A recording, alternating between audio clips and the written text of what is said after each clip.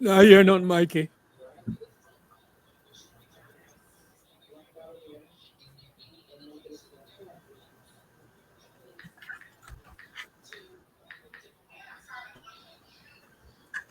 You hear anything? No, we're not hearing nothing. Last, can you hear? No, I'm not hearing anything.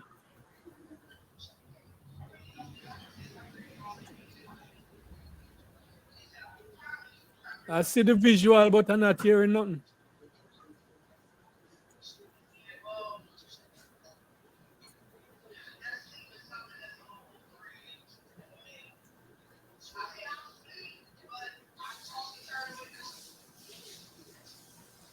Yeah, yeah, you guys didn't hear that, right? No. Well, I want to welcome everyone to the Sunday Kill. Are you hearing me now? Yeah, man, you're good. Yeah, Patrick, can you yeah, hear me? yeah, yeah, yeah. All right. So, another Sunday afternoon, another discussion. But first, let me say hi and welcome to the listeners. We have 42 listeners just now. And big up yourself, everyone. I see some regular names like Catherine Daly and Freedom. And I want to yell up everyone, to come at the round table. Brothers, a lot is happening in Jamaica. A lot. A lot is happening. I tried to start the song I was playing was a Bob Marley song titled Slogans. Them came, singing that it can't take the slogans no more. I'm tired of it from the hypocrite. Can't take the slogans from the pulpit. And you should listen to that song because I listened to Mark Golian last Sunday and I read his speech and somehow it seems somehow I think I've heard that speech before. Yeah, it just sounds familiar. And that's something I want to engage the brothers in today. A discussion, or as some who said, dissecting of Mark Golan's speech at the PNP 85th conference last Sunday. But before I do that, I want to draw your attention to certain developments in Jamaica this past week. And here I'm talking about the shooting of the commissioner, one of the workers at the Integrity Commission. We also witnessed the speaker resigning after displaying some arrogance. She was forced to resign. And you can chalk that up to civil society, a victory for civil society, because this woman, this lawyer woman thinks she's so powerful, mighty and powerful, so she can go against what the Jamaican people are demand. Brother Will Rattigan joining us, and I want to welcome him. Thank you, Brother Will. But I was saying, we saw the arrogance of this lawyer woman and the happenings at the Integrity Commission. I'm not sure what's going to happen, but something is not smelling good in Jamaica right at this point. What do you guys think? You heard the news of the shooting and the resignation of the Speaker of the House? What do you think? You think that was something she volunteered or she was forced? Uh, on the Speaker of the House, first of all, I thought, as you talk about arrogance, I thought that this lady, she just came to that meeting full well knowing that there was a report involving her, and it's as if she paid no attention to the fact that the report itself was about her feelings in terms of her reporting on her finances. She just came to the meeting and felt that she could direct how the investigation go and what needed to be done. I mean, a lot of people are saying, I mean, she should recuse herself and she showed no intention, that she should step aside and let the process, you know, flesh itself out. She started directing how the thing should go. So based on that, I don't think she had a change of heart. I thought that somebody somehow, you know, asked her to go to either take the heat off the party or something, you know. So I don't think her resignation is voluntary based on how she came out at that last meeting. Radigan, can you hear me? We're talking about the Speaker of Yeah, the talk to House, me to about this. resign. You think she was forced or she volunteered to after showing that arrogance? Well, I hear some noise. Is that me? Can you hear me? Yes, I Yeah, can we hear hear you. you good. Yeah, I hear you. Okay. All right. Um, whether she was forced or resigned, to me, it's immaterial. Hi. Yeah, it's immaterial. What you agree? You said the same thing, John, right? Yeah, it don't matter. Result is the same. It don't matter, right? But here is something that's quite interesting, right? The First of all, good afternoon to all of the panelists, Patrick, Les, John, and of course the chairman of the board, Nita, and to all of you viewing audience. All the best for today and the rest and whatever is left of the weekend. Now, here's what I find interesting. The I don't think people are asking for her to resign from the. They were asking her to just step aside. Just step aside and let the process unfold.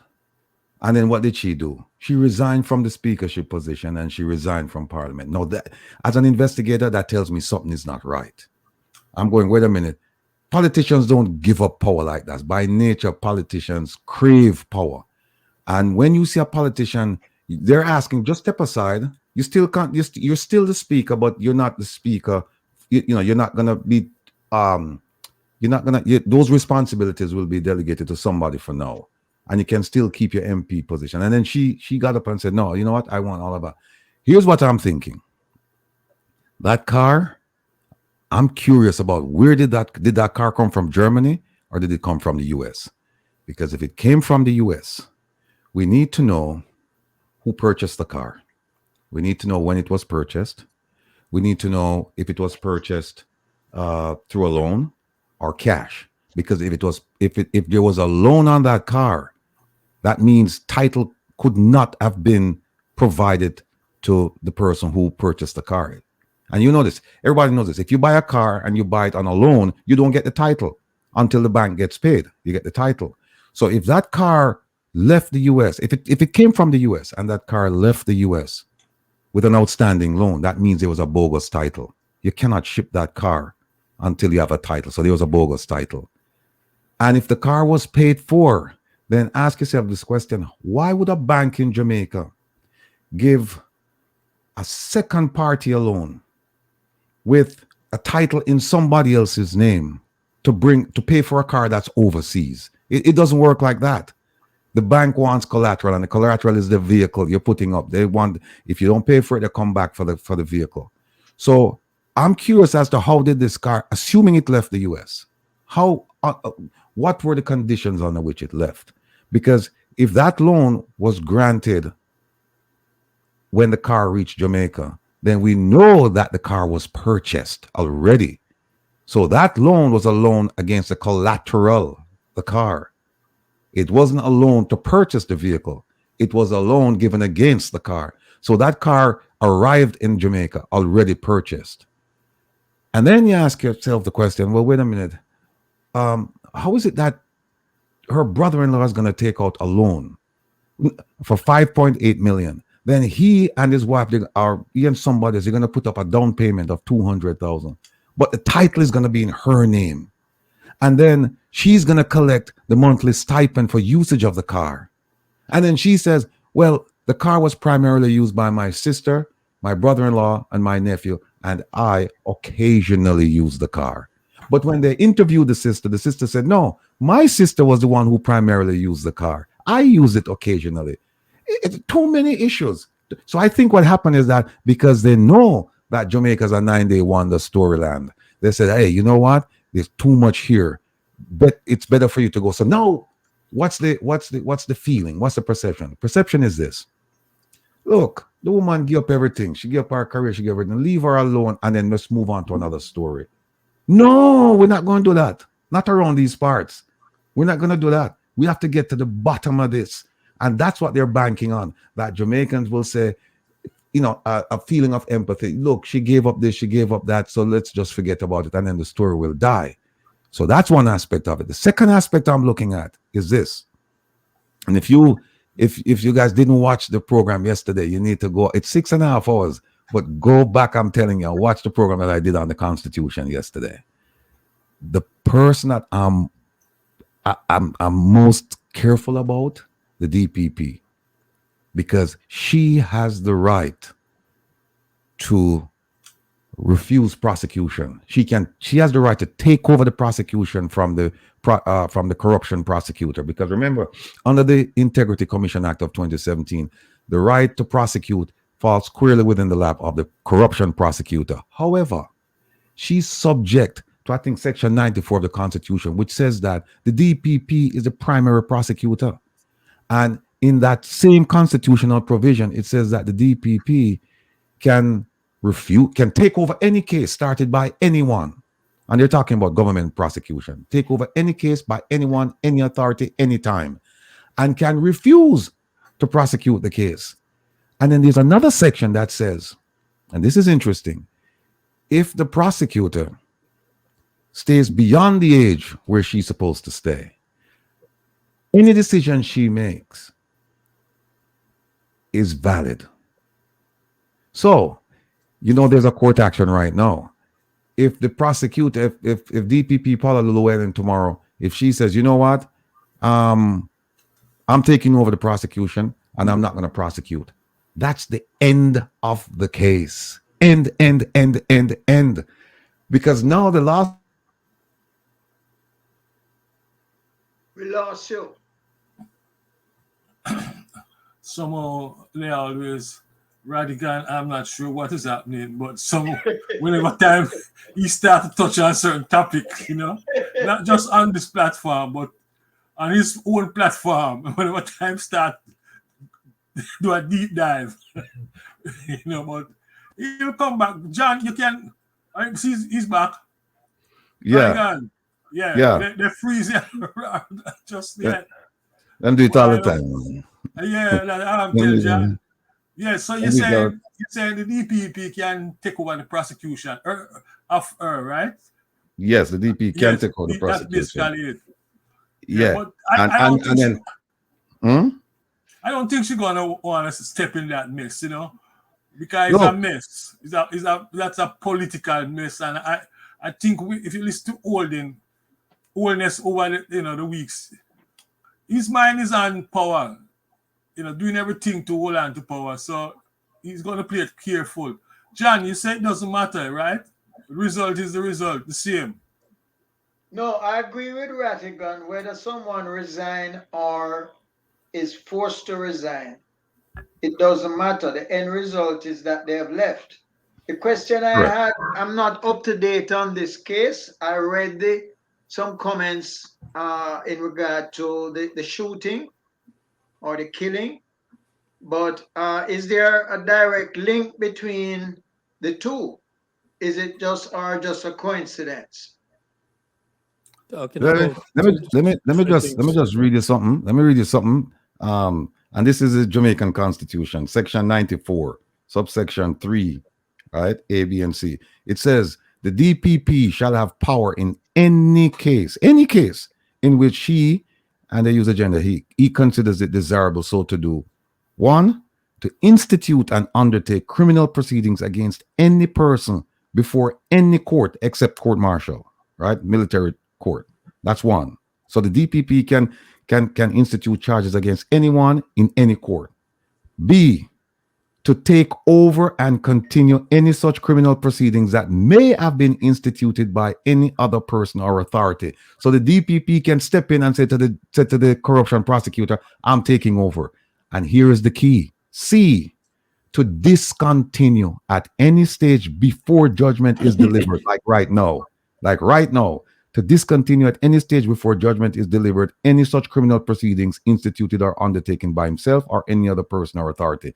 So under section 94, 3A, B, and C, the DPP can step in and say, give me the files, and say, all right, that's it. We're not going to prosecute. We're going to discontinue this. And then here is the other piece I was telling you about, that the HPs that they have in court right now, that they're saying, well, anything that she does is going to be unlawful. No, that's not the case. It says here, give me 1 second. 1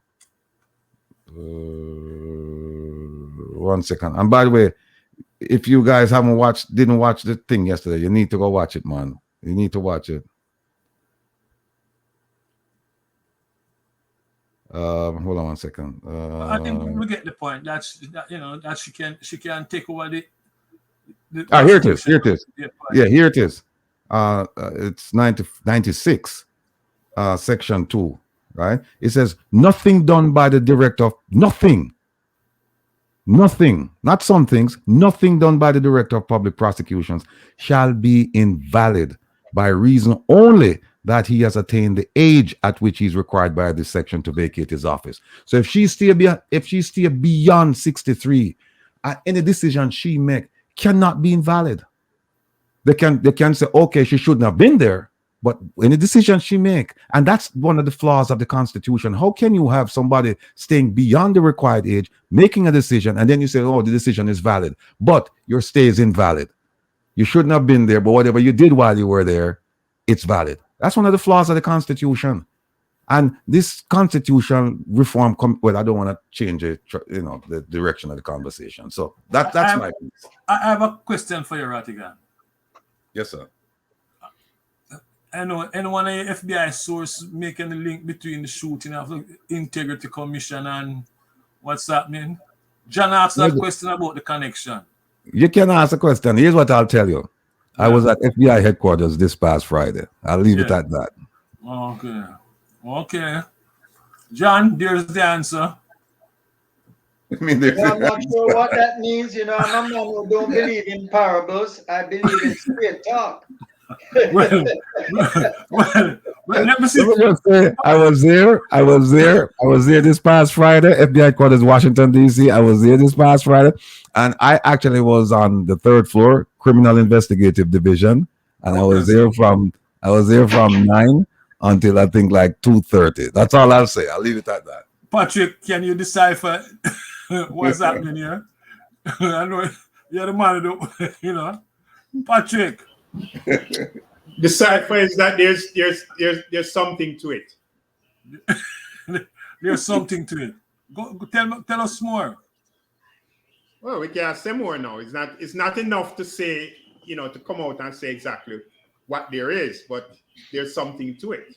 There's something to it. Well, let us leave it at that. I want to move on to another issue. I'm reading an article, and the title is DJ Charged for Violence Lyrics. A DJ was arrested and charged this week for violent lyrics, which I think is a dangerous road to go down. When you start locking up DJ for what them say. Don't you think? What was the I lyrics? don't know. What was the lyrics? Talking about making dopey. Them say it's a very violent song, so them arresting. But violence in songs is not anything new. Usually what they do is that they may ban the song, but what is it that would make them issue charges in this circumstance? That's the only question I would have. Well, the article, I think I can pull it up and make you look at it. What paper was that in? Or Mikey? That was Herb here. Let me just bring Herb in. Herb, welcome, brother. Welcome. Hey, greetings to everybody. Greetings to all your I'm trying to listeners, bring this watchers. thing up. Yes, sir. Greetings, Herb. What paper was that in, Mikey? Yes.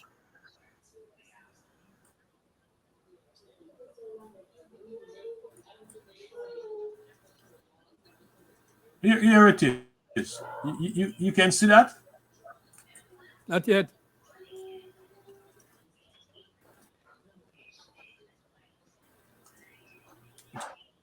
Can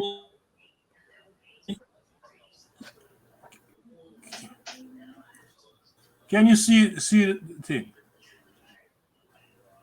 No, it's not open yet. I don't know what is happening here. Look like you have a slow system. Yeah. All right, The it's system is coming slow. up, brother.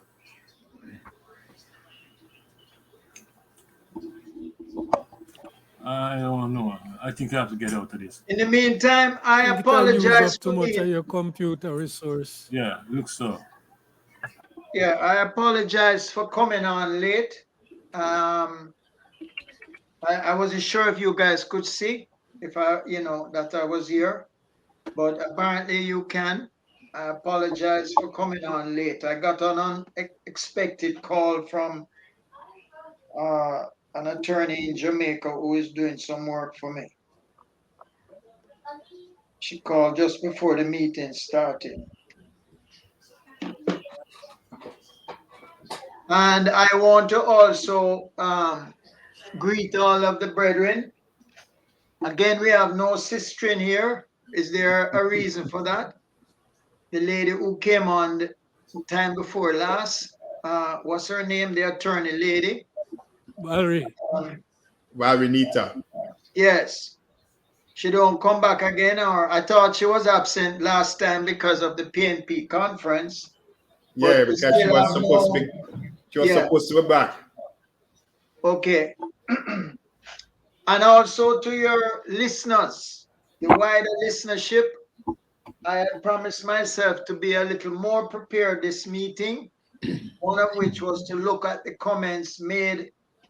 I believe I can still see those comments, Nito, even if it's a week after, who made comments at the last meeting in regard to what direction the group should take.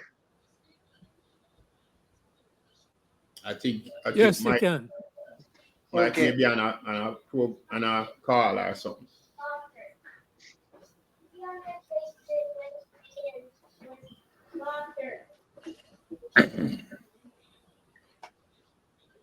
I see some folks were asking how am I feeling, I guess from the show yesterday.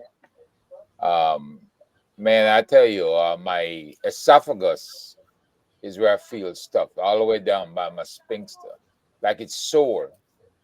I was having a bad time yesterday with my stomach, but I'm doing much better today. Thanks for a lot of the home remedies that they recommended. Yeah, I see you took my advice. Yeah, that sure as hell did. Yeah, that is a sure shot. My daughter had the baking soda up in her room because she used it for something else. I didn't bother to ask her what it was, but I took that. I had a good night's sleep with that. Yeah. But I still got to figure out what the heck it is, though. What I can tell you is that the baking soda has 1,000 uses. So always make sure you have that in the house. Yeah, You can't have too much of it in the house. that's true. That's true. But I feel better. That's the bottom line. Much better. So thank you, listeners again.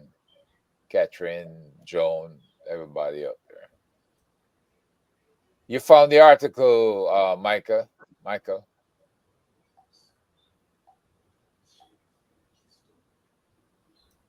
I see Michael Mike, we're talking. not hearing you. We're not hearing you, Mikey. Not hearing you at all. You were muted before, so maybe you're still muted. Can you hear me now? Can Yeah, hear we you hear now. you now. Just hearing you. Yeah. Yeah, man. I want to turn to the main topic before us, which is Mark Golding's speech to the People's National Party conference last Sunday. I can tell you, I reached out to Mike, just before you start on that, while you were off, John had raised a point about the comments from last week. So, John, maybe you want to repeat, because I think Michael was on a call, so he wasn't hearing you at all. No, I was saying. I heard him, but I said I'm not able to. What I can give is the current comments from last week. I'm not, unless he goes to the YouTube site. It might be there. Okay, so yes, I would go to the YouTube. I thought you said last time that I will check the YouTube. So if we go on YouTube, Waterhouse Vibes, Yeah. we should be able to see the comments. Yeah, go to the comments. Sorry, section. we'll Go be to the able to section see live. Eh? You know, go to the tab live. You should see them there. Okay. Well, it wouldn't be live now, because this live is But it's current. under that. It will be under the archive live from last week. You'd have to go to last week's show. Yeah. I understand that. Oh, okay. Yeah. Thank you. So I was saying, I've reached, with regards to Mark Golding's speech, I circulated the speech. I received a copy from Tony Hilton, and I put in the group. I hope you brothers were able to look at the speech itself. But the main reaction I'm getting from folks in Jamaica, and even UK, is that it's a reasonable speech.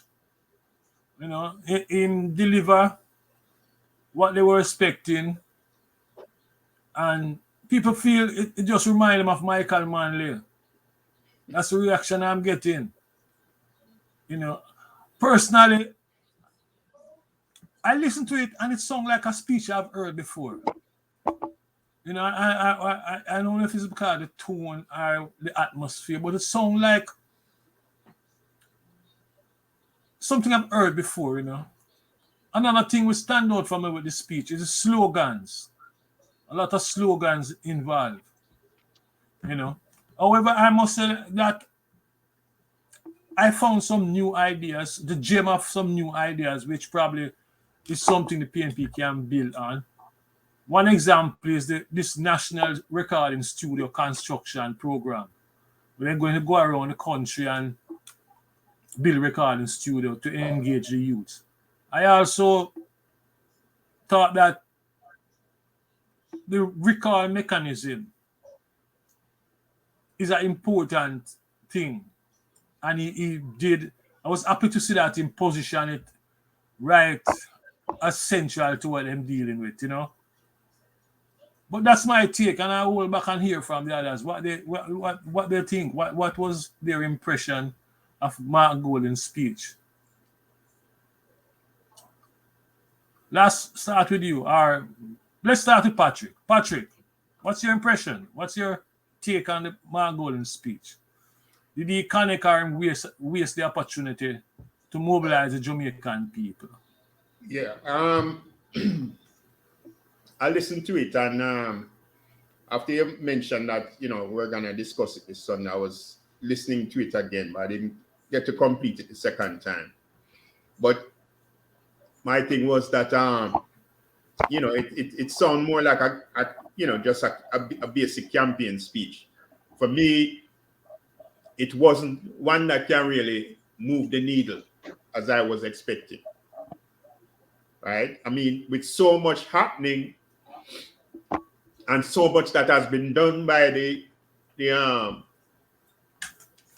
government over the years, right? We really need something way more than this right now. Going into an election, right? So I don't think this speech was ready, in my view, right? It lacks substance.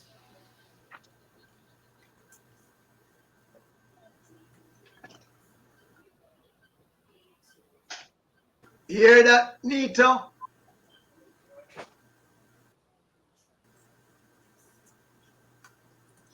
You hear that, Nito? Patrick, Yeah, you Huh? heard what he said? Wait, yeah, I'm here. Yeah, Michael, you were I heard what he easing said. up there. Yeah, can you hear me now? Yeah, we can hear you now. We can hear you now. Patrick, can you repeat what you said? The last part, I didn't get that clear. I said I think it lacks substance. Okay. Herb, do you agree? Well, what he did was to package everything that was said before, everything that is wrong, everything that is ongoing. He packaged it in the speech, and he did say that the earlier times under the colonization has led to a lot of transgressions in Jamaica, right? He spoke about the king being the head of state, why we're so violent in how we deal with each other, why we're not fully on board with the Caribbean Court of Justice. I think he was just going down the line on the things that he knows are out of place still with Jamaica, right? And what he said in the end was a condemnation of the governing party because of so many things that they promised and that they failed to do. That's what I heard, and that's what I read from based on what you sent to us. Um, I think that he cannot say much more because with only 14 people in parliament and being a minority, they did not have occasion or they did not have the power to change anything or to impact anything. The one thing that we all agreed on in the past was that they should never have agreed to the 200 to 300% pay raises. And he didn't say a whole lot about that. But the bottom line is he did, in fact, laundry list the PNP's accomplishment in uh, taking care of the debt that Jamaica was mired in. And that they cut the debt to GDP ratio, and that's important. But it's not what puts food on the table for the small man. Now, what the small man sits around and talk about, right? They talk about how they can survive and how they can get money um, in their pockets. But he did laundry list a host of things, right? And the most significant probably is the fact that a lot of kids are leaving high school. Um, 30% leaving primary school cannot read or write. Around 50% do not have basic numeracy or comprehension skills. And that means our education program, the people cannot fathom, they cannot see or calculate or comprehend just how far afield this government is taking Jamaica, right? And this is what I think he was getting at. We were mired in the past. We had the problems for the past that has stifled progress, And the fact that our kids are not learning, they can't comprehend, they can't calculate, they can't do a whole host of things. That is a huge problem for the future. So we're going to have people who grow up in certain communities, stay in those communities, and are never able to ever get out of those communities. Those who are bright and who study hard and work hard, they stand a chance, right? If they don't die from a gunshot wound or something else.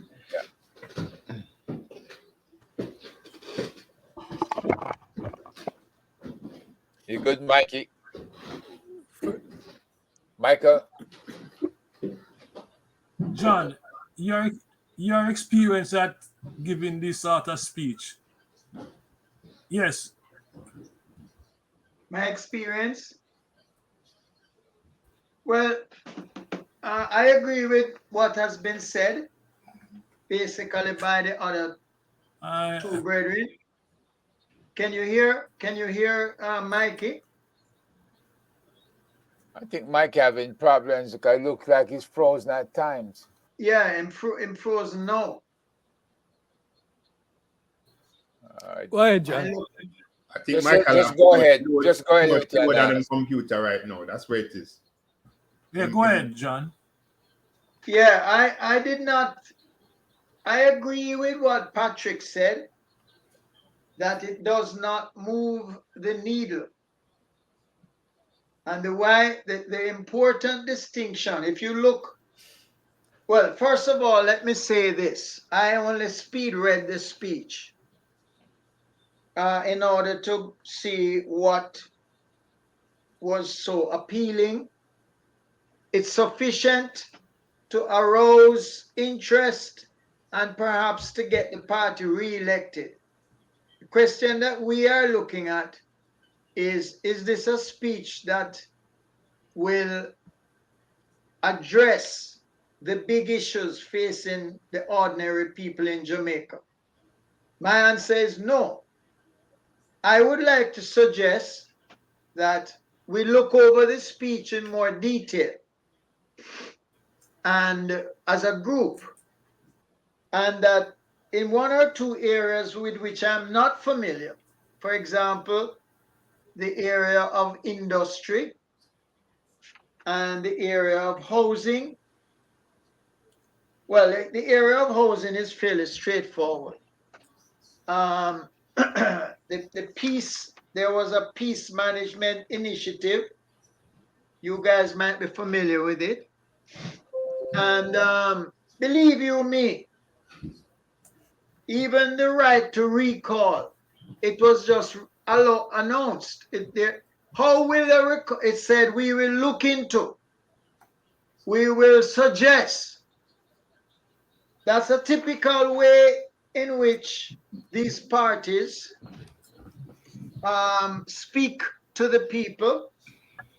And I would like to suggest this. I am prepared to look at the JLP last conference speech with the PNP last conference speech and to see how they are really different. Is it slogans? How does it address the big issues facing the ordinary working people? So he mentions the workers' rights and that they have a long history of addressing workers' rights, which is true. They have a long history of addressing many things. But when I look at the data for primary education, students leaving primary and illiteracy and lack of numeracy is like the same as when I was a teacher. 30, 40, 50 years. Sorry to tell you my age, but it's from the 70s. I was a teacher, and the book I wrote about common sense look at education in Jamaica, those are the kinds of numbers that was going on at that time. So the solutions is where we need to look. He was great at identifying some of the big issues. the fact that the people can't go to any beach, or you used to play on this beach, and all of a sudden the beach take away, and it now owned by a hotel. The fact that the the all-inclusive hotels don't really carry business to the communities as they should. The crime, education, I mean, it's like the standard list. I don't see solutions listed there. And worse off, I don't see solutions that involve the mobilization of the grassroots people. I don't mean mobilize for election time. Jamaica is well organized to mobilize for election time. What happened when election done? Right? What institutions are there except for the time of Manley? There was no attention to building institutions to involve the people. So I go back to my idea of a grassroots manifesto, and clearly one of the things it needs to have is data to say, just like how I'm showed, the only good data I'm showed there is how them reduce GDP, debt to GDP, between the time when they left office before and now, and so on. So there is good data, there's very concrete data there. But as Nelson said, Herb, is how does that spin off to affect the ordinary people? You know, even with the housing, good God, what did the PMP do when the JLP was smashing up the National Housing Trust? Did they go on the street? Did they go on the street as to say, okay, this is one of the hallmarks of the Manley government, and where people were able to get housing because of the National Housing Trust program? And those programs have been smashed. And the question is, they're saying they're going to restore it, you know, which is good. But it's just like saying we're going to restore civics in school. And we're going to restore Marcus Garvey in terms of teaching people to respect themselves. What's the significance of those kind of moves? To me, they're not significant. So that's my preliminary comment.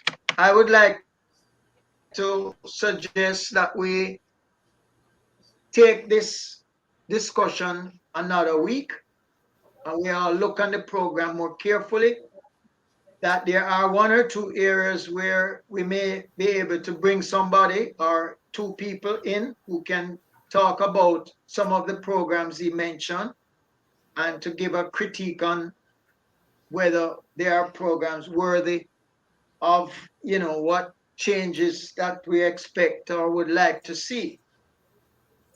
So that is, I agree with the comments. I don't see this as an earth-shaking announcement. And it certainly doesn't go in the direction of making the transformation that the country needs. Patrick, Yeah. the teaching of Marcus Garvey in school is not significant. The teaching of Marcus Garvey is always of significance. It's always of significance.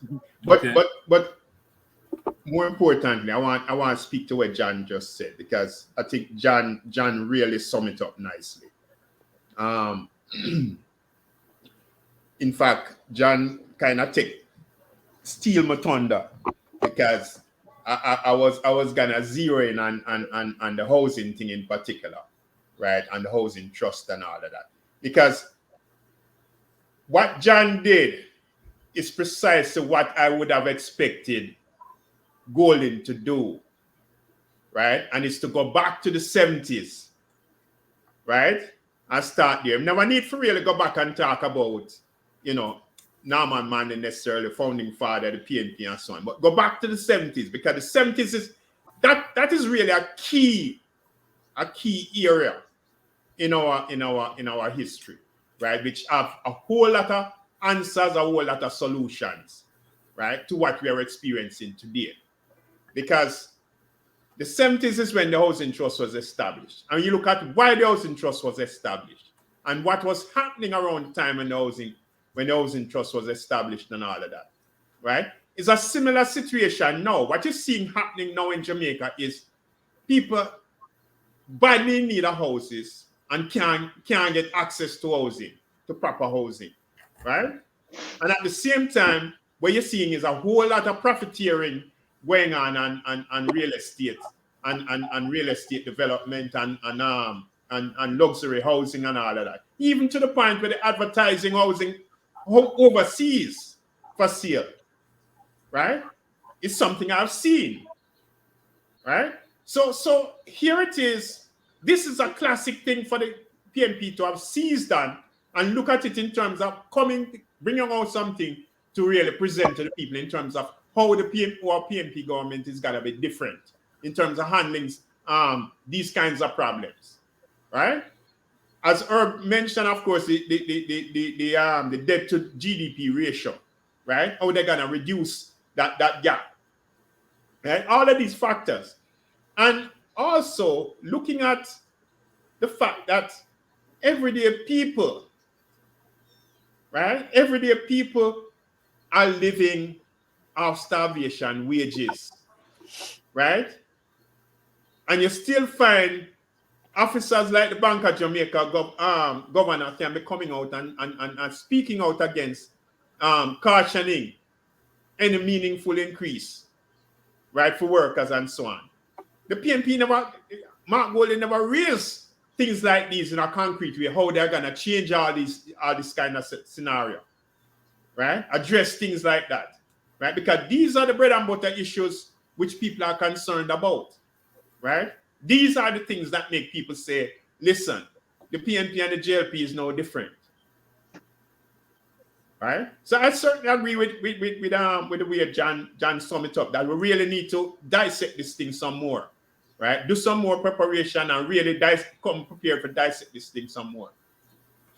Ratigan. Ratigan, yeah. Yeah. I'm just reading some comments here. Some people are sending in some comments. One of them is that they're saying that we well, let me tell you about my impression of the speech. I didn't watch all of it, and I watched some of it and I read some of it. The speech was, as in my estimation, it was a good speech coming from him when you compare it to his previous speeches, because people are saying that he didn't show any spirit, it was lackluster and all of that. So if you compare just his speeches, this last speech to previous speeches, in terms of dramatics, in terms of presentation, yeah, it was good. He touched on a whole bunch of issues. The one thing that struck me throughout it was, how are we going to pay for all of the things that he's promising? He never talked about that. How is he going to finance all of those things? Now, one of my panelists, one of the panelists on my show, John, he's made this point that we shouldn't be worried about debt to GDP ratio. That's a distraction. And he makes the point, and eloquently so, about and in an educated way as well, about the GDP to ratio. When he says Japan borrows at extremely low interest rates and the ratio is 263%. Jamaica's debt to ratio rate now, I think, is it's under 100. And so he's saying we shouldn't be worried about debt to GDP. What we should do is the reserve that we have sitting there, we should be using that money to develop our people, develop our country, and stop worrying about that. He said it's a It's a manufactured argument, that thing about debt to GDP, because he said the GDP, that debt is not going down because it's gone down like in a minuscule way, and we spent a tremendous amount of money servicing the debt. So it's like, no, take that money and invest in your people, invest in clean energy, right? Invest in education, invest in housing, do all of those things. Don't service the debt. And there are ways that you can do it. And so that's a very valid and a very convincing point that he's made. And he said he wanted me to explain, or at least convey to the panel and to the viewing audience, that we're missing the point if we start talking about debt to GDP ratio, because that's something that we shouldn't even be talking about. The government should simply be taking the money that you're paying to pay down the debt and use that money to invest in our people. Somebody else wanted to somebody wanted to find out, what did the opposition party miss in his speech? The leader, what did he miss in his speech?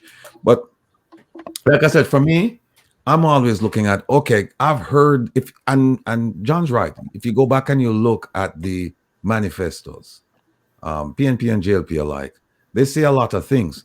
And then what we should do is say, okay, they've said this. Now let's see what they actually did when they got in power. That's the true test. And I can tell you that I only became politically aware of what's going on in a meaningful way since 2016.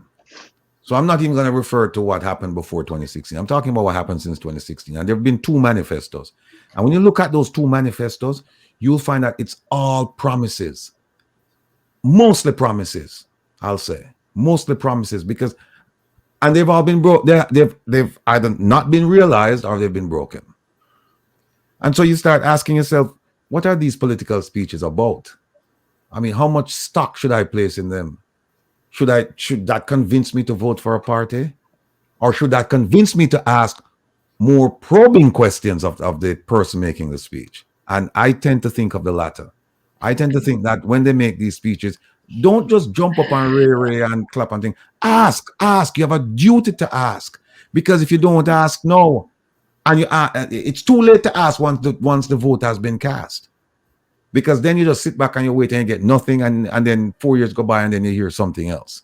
So I was hoping that he would have said a bit more, well, a lot more, in terms of how does the opposition party, should it become the government, plan to pay for all of these programs that he announced. Yes. I know you're supposed to have something different. Yeah, my take, I agree with what Herb said earlier, that the opposition leader, he outlined like a laundry list of things, the PNP would like to do. When I look at what the PNP is saying, or any of these politicians, I look at how developed the things, the policies that they are suggesting are presented. And I didn't read the thing you sent around, but I listened to some parts of his speech. And it seemed like the speech was more geared to whipping up people at the conference than presenting policies to us that we can examine and say whether or not these things are meaningful, to benefit the people, right? I come away asking, what would the PNP do differently in fighting crime? And I never had an answer to that.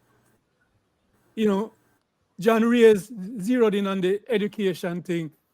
There was not, they gave some statistics and to the feelings of the government. But it's as if they leave it up to our expectations to say that they will do better than the government and better than they had done before. Because remember, all these things that Mark Golding is highlighting, there were issues under the past PNP administrations. The issue where John raised with education, there were issues from way back when the PNP were in government. The issues with housing, there were issues when the PNP was in government. The issue with the National Housing Trust, the PNP had similar problems with how them use housing trust funds, right? So when they come to us, when Mark Golding come to us without showing more details of how this is going to work, and as Ratty said, how we're going to get funds to do this and do that, we have to be very skeptical, right? And see this more like electioneering than presenting policies that they intend to keep when they go in government. As I've been saying for a while, my doubt in the PNP stem from I don't hear the individual people who are responsible for, say, housing, the economy, education, whatever. I don't hear them over the course of months putting forward anything different, right, as to what the PNP would be doing when they come to power. So when you have a conference, when these people not doing that, these people not working out in their particular areas, what they see happening when a PNP government come to power. Now when Mark Golding come and highlight certain things, he touch on the different portfolio areas. It's hard for me not to be skeptical because the people who are responsible for these portfolios not saying nothing on them, right? So I basically see it as electioneering for a lot of things that he has been saying. And the PNP have to come better, right, in presenting things as policy with them work out. I mean, true, they're not in government. We don't expect them to solve the problems. No.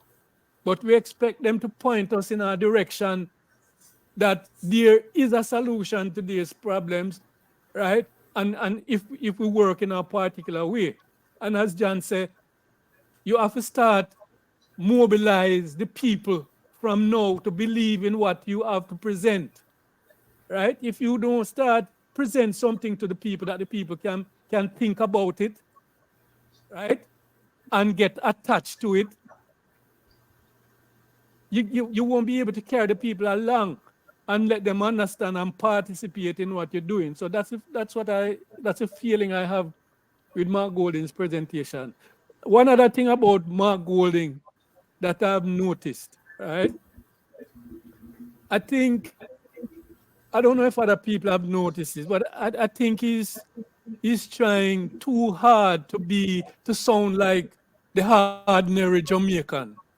Every time he make a speech, it comes across that, you know, it's like he's trying hard to be one of us. He's not one of us. So I'm just need to present him thing like Mark Golding. You know, we know him is not one of us. We're not expecting him to be one of us. So I need to just present him thing. Him is Mark Golding. Him are the leader of the PNP. Him are present him thing. We believe in him in what he's doing if we put it forward in a way that we can buy it. Him not to be no grassroots Jamaican. Well, gentlemen, I think somehow I listen to you, you know, but I think you lost our own experience at organizing and mobilizing people. Mark Golding going into this conference have certain objectives he had to deliver on. One of which, and he's still working it out, is uniting the People's National Party.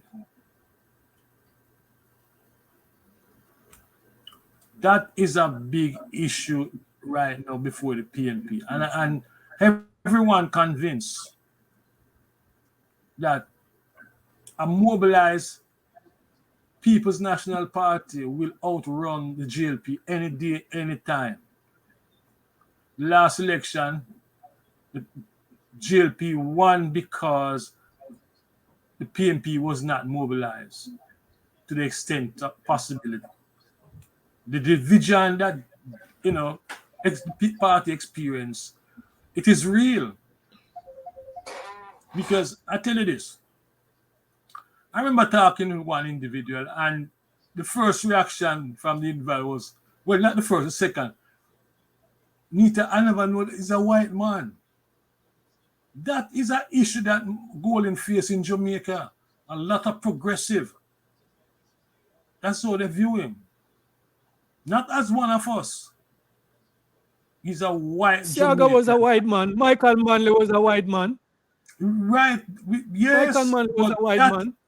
But that is an issue that Golden face.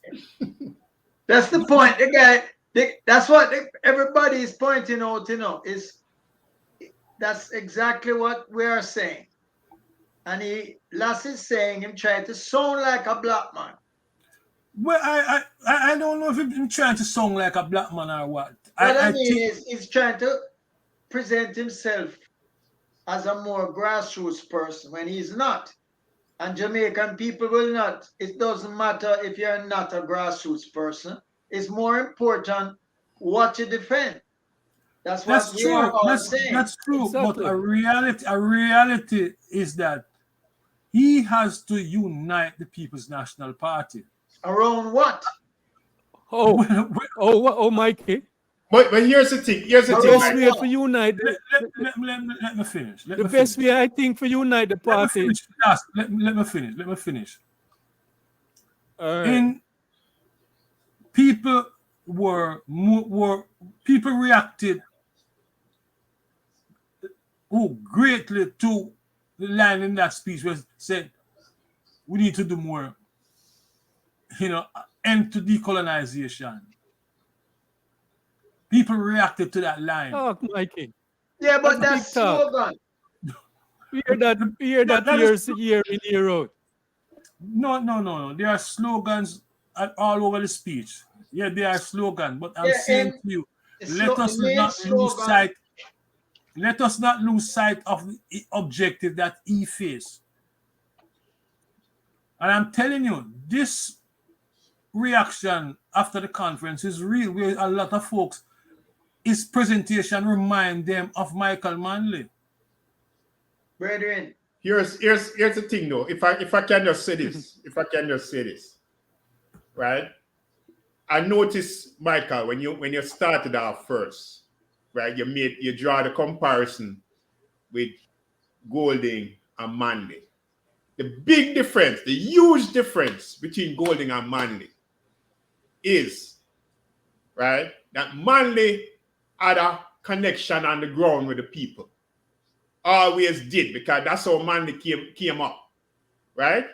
Manley came up through a trade union movement where the people got to know him there first, right? That's where he met him first connection, right?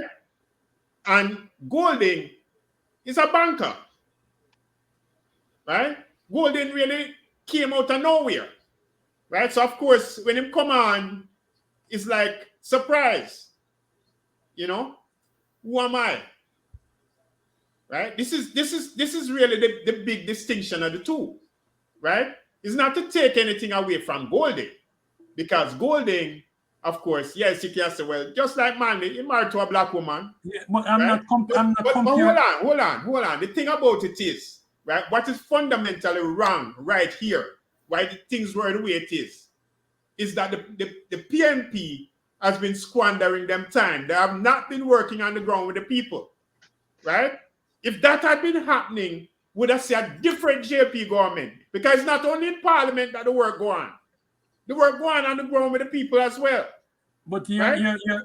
hold on, Patrick. You are really taking things out of context right now, because I am not comparing Golding with Manley. I'm saying that as a leader, as an individual leader of the People's National Party who is subject to some serious campaign on the internet, campaign, anti-gold campaign run by Karen Cross and others.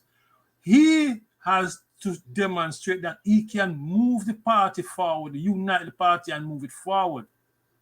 And the That best way he to do has, that is and underground work. I think the speech was geared in that direction and also giving some reassurance to money people in the society. You know, that line we talk about an alliance of classes and new concept. Him recognize that he's up. You saw the campaign. Are you aware of the campaign that they're running in the People's National Party? The most recent episode of that campaign is Karen Cross accusation about Paul Will and Angela Jackson. No, I'm not familiar with that. There's a serious campaign happening in the People's National Party. And it is Yeah, led by I'm aware of that. it is led by Karen Cross. You know, and hosts a lot of folks. And they're serious. And the division within the People's National Party is real. I know that. I know that part. So I think we need to temper our stuff and see the reality for what it is. The condition in which he's operating. It's a very divided and divisive sister culture right now. But it's still don't excuse the points we have been making about what we hear from his speech, right? Because all of that is reflected in the speech, right? Of course, him trying to pull together. That was clear that he's trying to pull together, right? The different elements, the fighting elements, however you want to describe it. Yeah. Right? But I'm saying not to take any of that away from him. I'm saying that the speech still lacks substance. And it's because of course I agree. There was not sufficient work being done on the ground. I agree with that, you know. I agree totally with what you said along that line, you know. For me, what I found missing was any attempt to move powers from the cabinet to the community. You talk about mechanism for recall, but things like community council, giving the resident greater control over them space. The PNP is silent on that. Silent on that. Nobody want to touch community council again. From 1976, that was the last time we raised that thing. Community council, nobody talk about that. Yeah, but that's not the only thing that they don't talk about. No, I agree. Anything to do with organizing the grassroots is omitted from this speech. Yes, I agree. It's absolutely absent. No, I'm not, even if it wasn't absent, but you said that you would be going after doing that to help secure gains that would help the working people. That would be something positive. You don't have to lay out every detail, but you can read this speech and see that even with the trade unions and the issue to do with pay, the orientation is not to mobilize the grassroots people. And that has been a problem for the People's National Party. Why is that? It's a problem because of who run the party.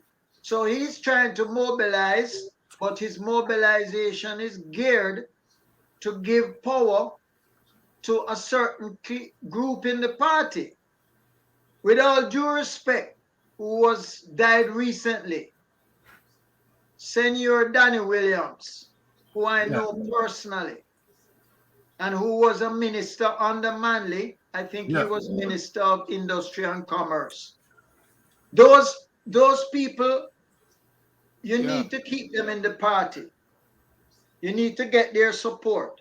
But you also, the challenge for the PNP, like any party that is interested, for any party that's interested in committing transformative change, is how you keep some of those those people in the party or within the sphere of the party. You need their money, you need their influence, etc.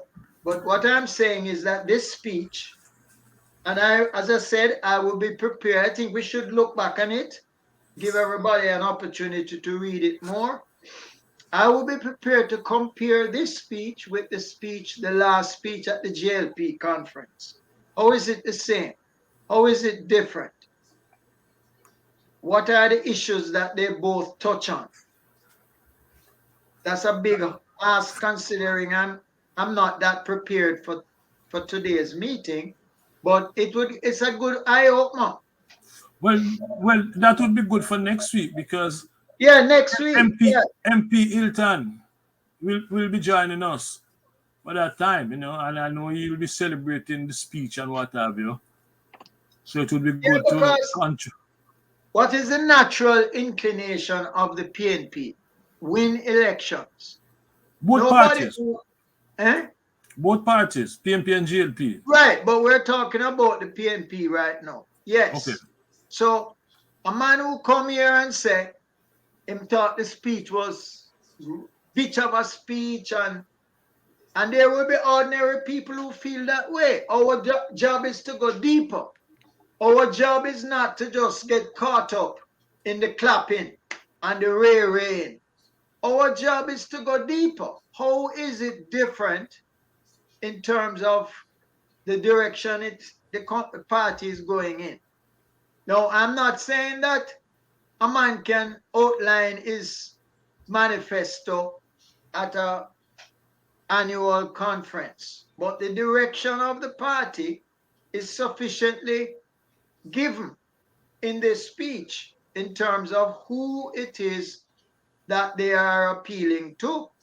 Yes. And all the conditions you speak about, because I'm white and them don't know him, and people surprise him so white, and etc. etc.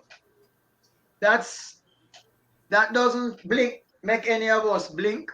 Siaga was white, Manley was white, and the question is, we are looking deeper than just the skin color. Well, I talked to a mutual friend, John.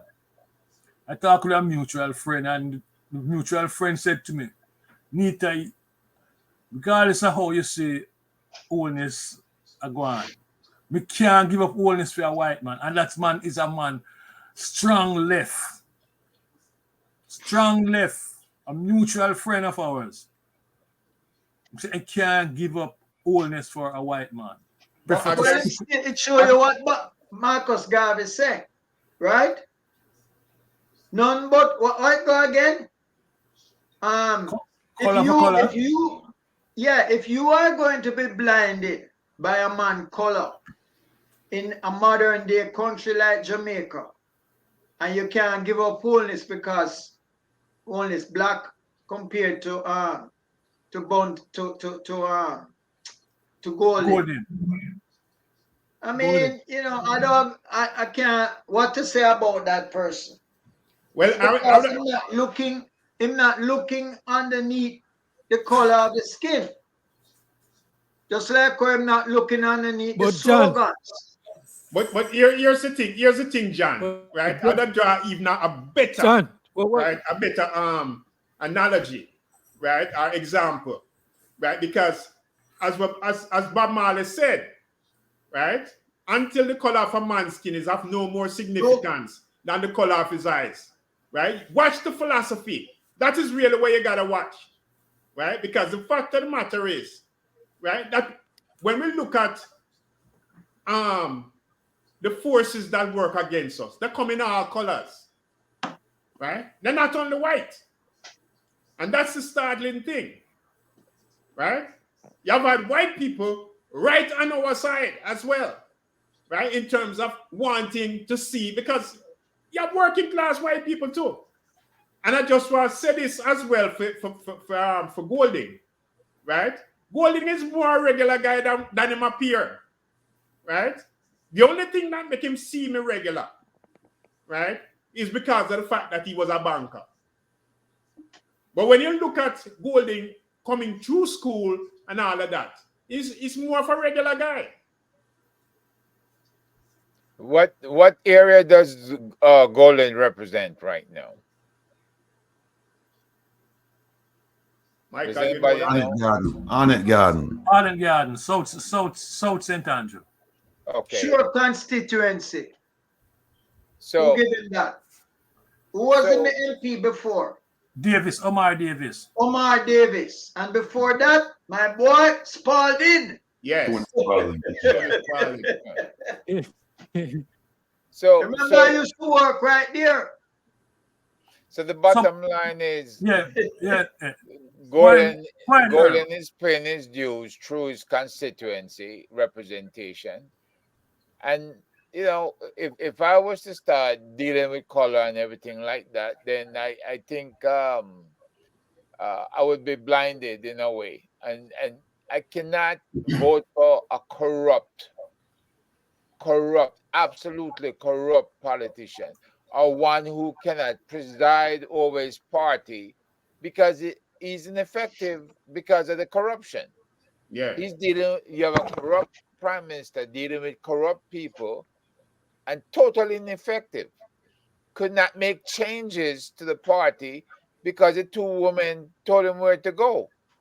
And that was because they knew how corrupt he was. So we got to change direction. We cannot go back in that direction anymore. What we have to do is encourage That is what the minority party to correct those things that are out of whack. For instance, the GLP government was using over $11 billion a year from the National Housing Trust. Were they balancing the budget with that? Is that what they were doing?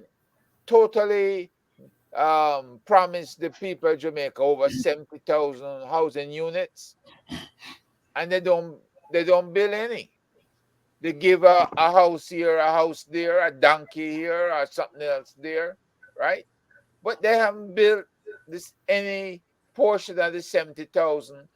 Matter of fact, the wife is busy building what started out as a $22 million project is now over $800 million apartment complex. So they're completely off the rails when it comes to housing, when it comes to health, right? They restart the bauxite and nobody has any notification as to how involved they are in the bauxite. They promise a lot of things, sleep with your door open and your windows open and all this other stuff. But when they come to the party conference, they were talking law and order and prosperity. You can't be feeling prosperous when your life is under threat. You can't be feeling prosperous when so many people are dropping dead around you or dying around you. But Right? but Herb, the question before us, and I think there's a consensus now. The question before us is Golden's speech. Did he connect, or was it just slogans? And I'm saying that he did connect with the PMP supporters. He did. The reaction and all that, people constantly, if you look at the posting on Facebook, it did connect. There was some weakness, there are a number of weakness, not some, a number of weakness in the speech, right? And I think we all point that out in terms of the different numbers. The challenge before the People's National and even before us right now is, where do we go from here? Are we encouraging the People's National Party to move to the left, center left government, or continue with this PMP, this GLP part?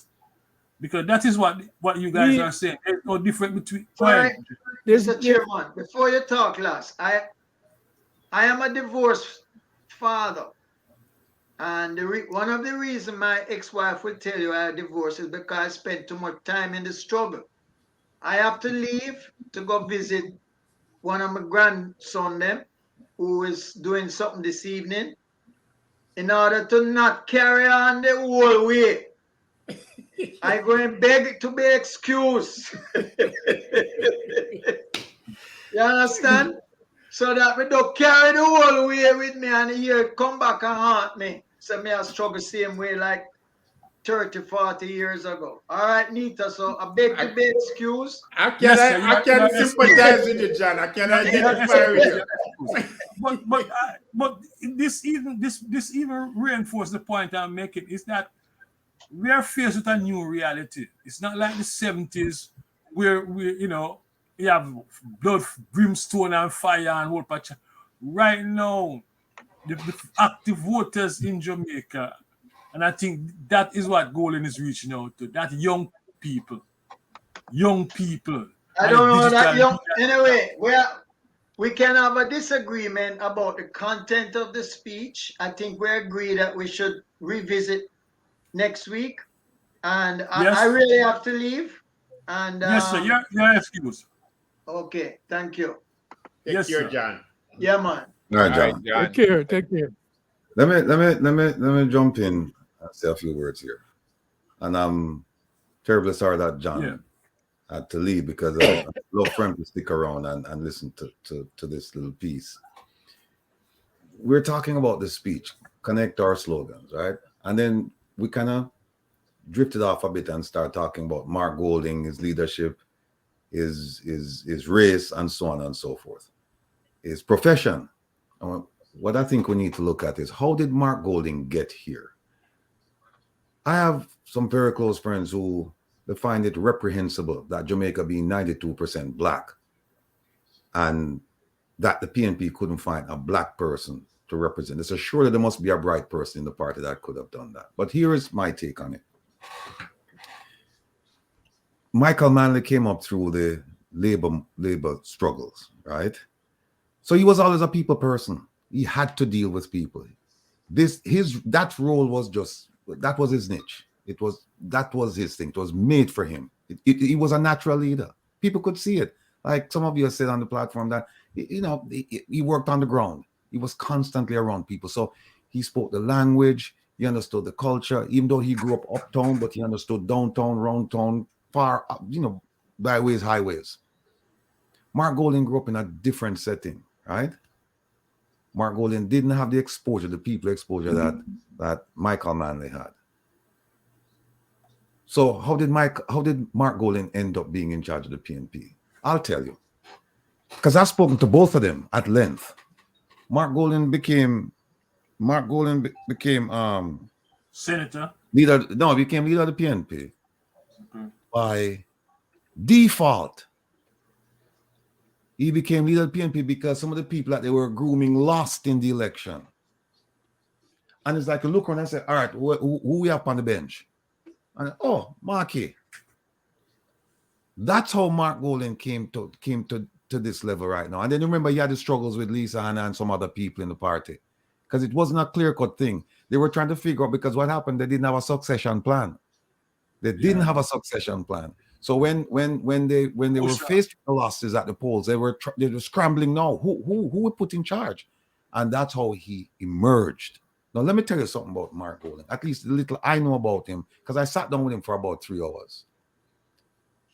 I don't care about Mark Golding's color. I could care less, because at the end of the day, if I'm drowning, I don't care if it's a white man or a black man, hand me that rope. I'm going to grab it.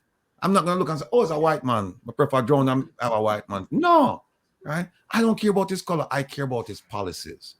I care about his attitudes. I care about his integrity. And I found him not to be lacking in those things, right? When you talk to Mark, you get a sense of a kindred spirit. It's like you talk to a brethren. And I know Lass says him sound like him might try to reach out to people and things like that. Well, when I spoke to him, it was natural, it was easy, it was flowing. And even if he's trying, 92% of Jamaica black, right? And most of them poor. So you have to come down to the language, you have to speak the language of the people if you want to convince the people. So I think if that's not him, and I beg to differ, I think that's him. But if that's not him, then he's doing what is politically wise, right? You reach out to the people that you want to vote for you. So I met with the Prime Minister as well. Found out that's 3 hour session. When I spoke with Mark, you felt at ease. You felt that you talked to our brethren. And I felt like I was talking to somebody who was astute, smart, bright. And at the same time, you could talk about anything with him. I felt very comfortable with him. Now, my black man, my black Prime Minister, I did not feel comfortable with him. I did not. I just felt like this man was just, he was, first of all, he was inept. He's a good listener, but he was inept. He was distanced from the issues. Bring up any issues with Mark, right? Whether you may disagree with him or you may agree with him, but he's going to have an opinion on the issue. When you talk to the Prime Minister, in certain issues, in lost, completely lost. And when him talk, is mumbo jumbo. And I just didn't feel that connection. Now, here it is, that's a black man, right? That I'm supposed to feel close to. And Mark is a white man, and yet I felt more comfortable, more at home, I felt like I could trust Mark. I didn't feel like I could trust the Prime Minister. I didn't, because with Mark, I could afford to just say what's on my mind, and then he would give me his opinion, and then we talk about it. With the Prime Minister, you start calculate. Okay, how do I phrase this question to him? How what choice of words do I use? It's almost like back and forth, and you try. It's like he's trying to outsmart, you're trying to outsmart. Mark, it was different. Mark, it was just a virgin attack to a virgin and say, Mark, what go on with this? What go on with that? And he must say, well, this and this and that. So look, I want to ask you something. I want to ask you something because I'm wondering if what you observe in the Prime Minister is because you're an FBI agent and thief don't like the FBI agent. So when they're in your company, no, you know what, Nita? You know what? I just asked, No. Hold on a second. No, that's that. No. Hold on. We are laugh, but that's a very good question. One of the things that the FBI did for me early in my career, they sent me to a school. It was called the Reed School of Interview and Interrogation. Oh, and you learn a hell of a lot about people's behavior, right? And you start getting sent. When you sit down with somebody, you start talking to them. And the more they talk, the more you start getting a sense of who's this person, right? And I guess those skills, because not only did I attend the class, but almost every day I had to use those skill sets and develop them. And so I get a sense of that. So you knew that you were FBI, retired yes. FBI. Okay. Yes. So you don't have to say nothing more. Right. But Mark knew that too. I know where you're going. But I know where you're going with it. But Mark knew that too. Yeah. Mark is clean. Yeah, Mark, I'm telling you, if and like I said, Mark is learning, and I don't mean this in a derogatory way. He's learning the essence of people's skills, how to convey a message to a large group of people. I see his progression. I went back and I look at some of his early speeches to where he is right now, and he's getting more comfortable with it, right? And I'm fine with that. I'm fine because let me just make this clear. I grew up in PNP neighborhoods and I grew up in Labour Right neighborhoods. I've never voted in a Jamaican election, right? And I'm not going to claim affiliation to any party. I claim affiliation to people, I claim affiliation to policies, and I claim affiliation to production. And that's why I keep telling people, if your MP is doing all the things that you've elected him to do, then stay with your MP. I don't care what party, what color. Vote for that person. I don't care. As long as you're being taken care of. But the legacy voting is a problem where my grandfather voted for this party, my father voted for it, and so now I'm supposed to vote for it. No such thinking, because we have to liberate people and have them start thinking about things critically, not where the politicians, steer you in a particular lane and say, this is how I want you to think. No, you have to free yourself from that. So in short, what I'm saying is that, and I've made some notes here, that I've met both of them, and in my discussions with them, I felt more comfortable. I felt that Mark was being honest with me. And there's some things I asked him that he couldn't answer. And you know what? He came out and told me. He said, brethren, we're working on that. I don't have an answer for you. And some things I said to him, but the PNP is guilty of this. And he said, yes. Corruption, for example. I said to him, hey, You can't get on your high horse and talk about, the JLP, is completely complicit with corruption, because the PNP, they have their version of it too. And he agreed. And I also said to him, Mark, you don't have the moral high ground to get up and condemn the JLP for states of emergency when your party agreed with them, and when the JLP moved the governor general to proclaim a state of emergency, it's only good for 14 days. But when your party signed on for the extension, it's good for 90 days. So it's even worse. And he agreed. And you know what he said to me? You know what? I'm not going to argue with that. Yes, that did happen. He said, but under my watch, it hasn't happened and it will never happen. To take the words of Minister Kamina Johnson Smith, that will never happen, right? But he said that. So, I mean, how can you find fault with somebody like that who is honest, forthcoming, seemingly trustworthy, and a man who, think about it, Mark not have to do this, Mark is just like me. I don't have to do reason with Rattigan, but I feel I have a sense of passion, a sense of duty, a sense of commitment to the people of Jamaica. And that's why I do it. And I think that's why he's doing it. He's not doing it for money or power or position. He's not. So what we have to do, we have to give him props. And because I've spoken to both of them at length, albeit it was a 3-hour meeting, but within 3 hours you get certain vibes from people. I them say your spirit take that person, your spirit not take that person, and that's just my take on meeting both of them. I think the PNP should get this clipping of you endorsing Mr. Golden. Hold on. Yeah. I never signed off Get this one. No, I never signed off. Good endorsement as to who, and I share that thing too, because when I listened to the speech and I went back and look at it on YouTube, it just come across as a human, Bridget. There's a line that he run in the speech. You say, him talking about, I can't recall, but the line was "bun that," like the part say "bun that," making the connection with the young people and the whole Rasta movement, and that is something I think lost, because I know brethren who know Mark Golden, and them tell me that this brethren's a man with a whole heap of chalice him lick up, a whole heap of dancing, him come a student union, a man with roots, but what? He's not the type of push up himself up front and what have you. Him stay in the background, and from what I learned, he's a brilliant brethren. Yes. Brilliant, sharp. Yes. That's sharp. But let me just say this, Nathan. Let me just be absolutely clear. I'm not endorsing Mark Golding, I'm just giving you my perspective on meeting with him and then meeting with the Prime Minister and my feelings about both of them. Right? I'm not endorsing the PNP or endorsing the JLP, because I have issues with some of the policies of the PNP, and I have more issues with the JLP, but I do have issues with the PNP. Right?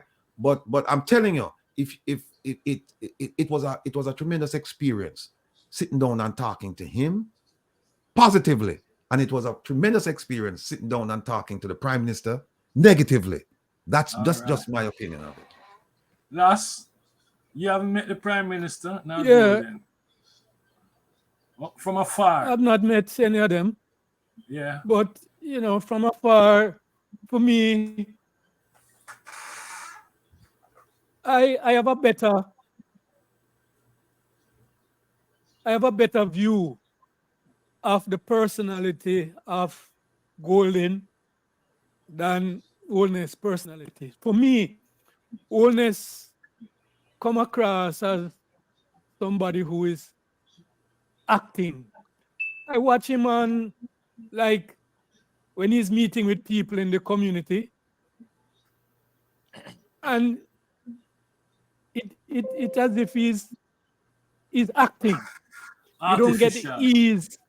Yes, you don't get the ease.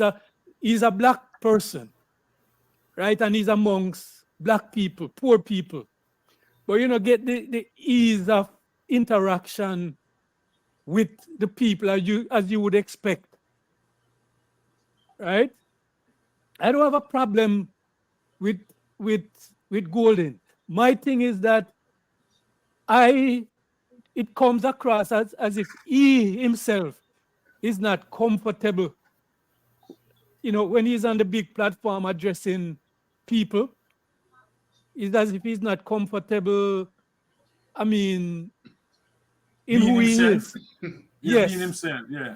I see that most of the time on the big platforms when he is choice of words and so forth. It comes across that way. And well, You he's not understand? a politician, you can see that he's not a politician. But you ask, what's the way forward after the speech, right?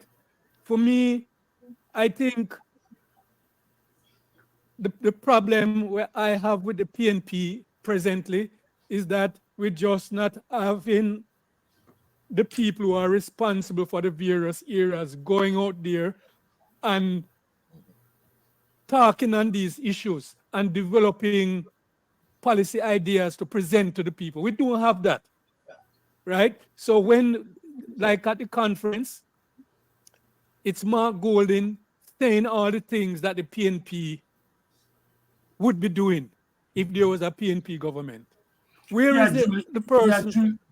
Julian there, Minister of Finance, Where, and they have where are Donna the Scott Motley speaking on constitutional reform. yeah?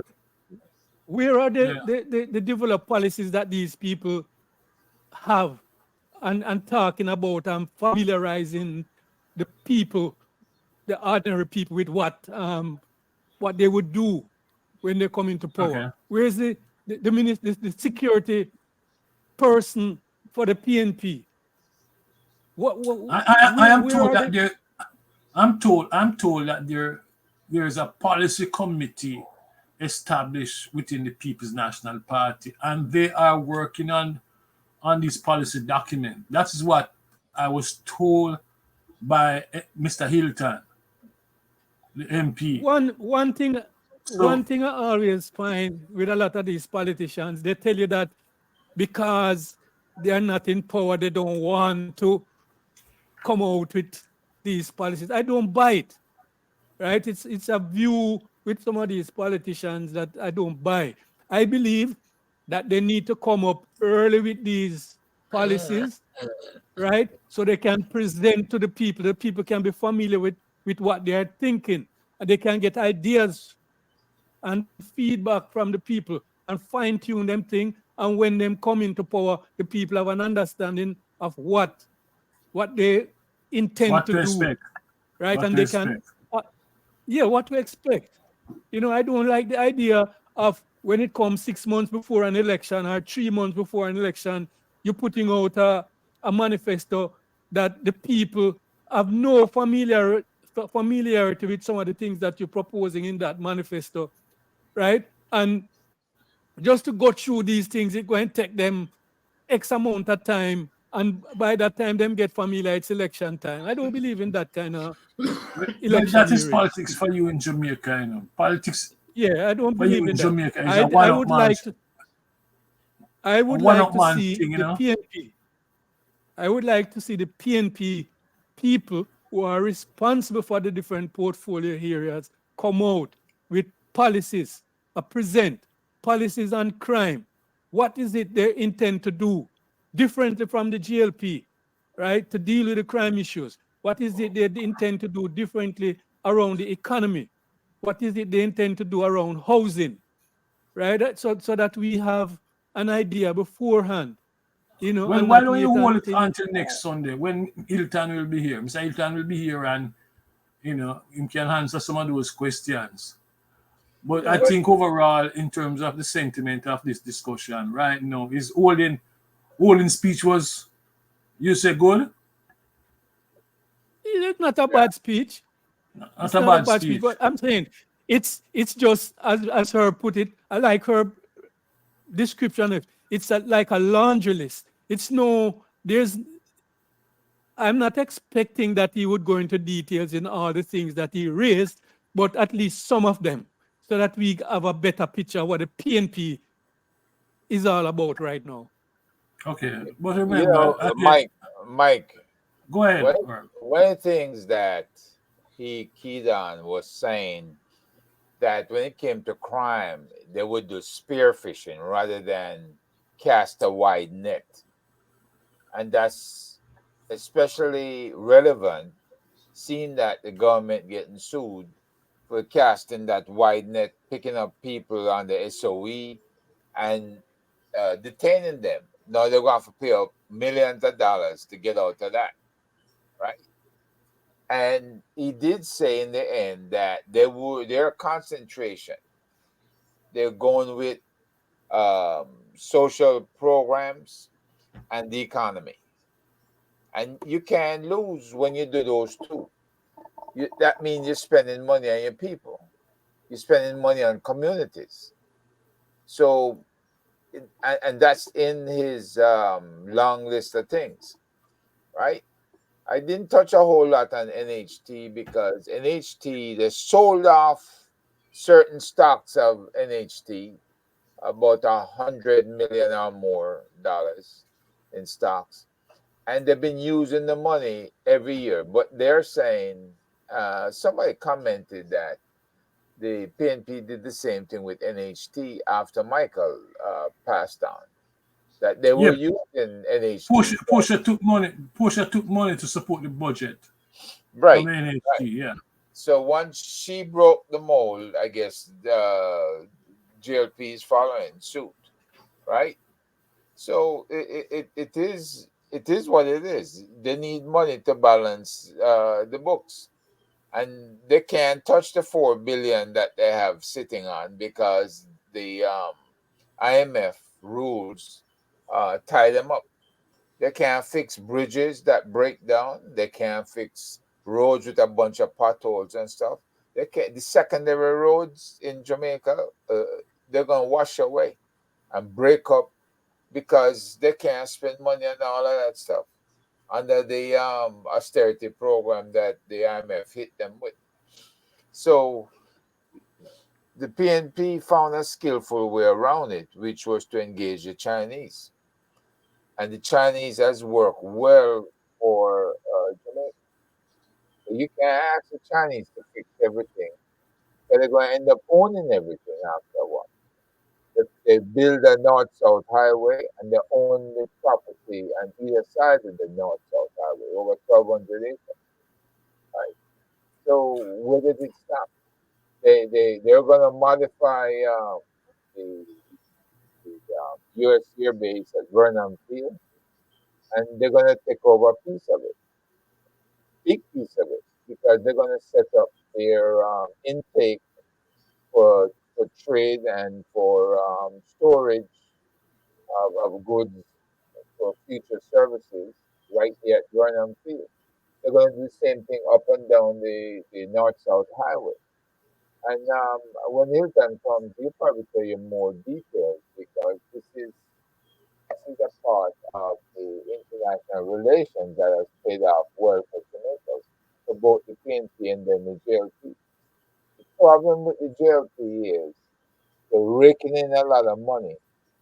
They're ripping off people's properties, and nobody is saying much about that in Parliament, right?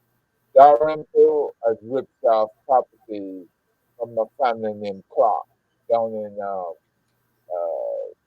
St. James.